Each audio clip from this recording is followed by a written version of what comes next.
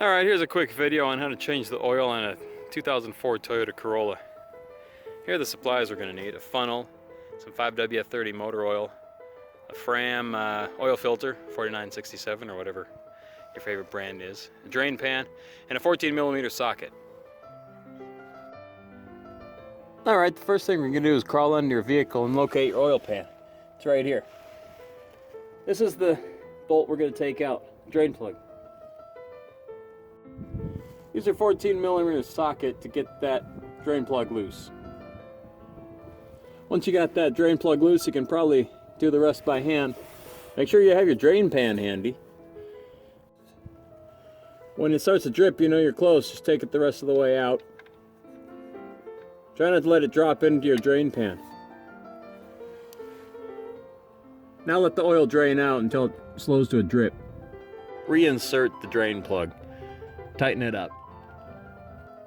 Alright, with most of the oil drained out, now we're ready to take off the oil filter. It's just right up from the oil pan, right here. Just reef on that a little bit and unscrew it. Some oil will start draining out, so make sure you have your drain pan handy. Just give that a few turns. Let it drain into the drain pan. Now take out your new oil filter. You want to take a little bit of the oil, rub that on the seal. Alright, at this point we can go ahead and take the new filter, screw it on. Just turn it till it's nice and snug, then go about another quarter turn to a half turn. Don't overdo it. Now we're ready to add oil. Go under the hood, take out the oil fill cap, put in your funnel.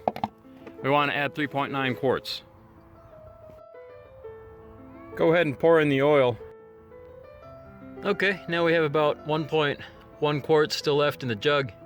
So that means we got about 3.9 quarts in the engine. So now we're done. Take out the funnel. Go ahead and put the oil cap back on. Nice work, you're done.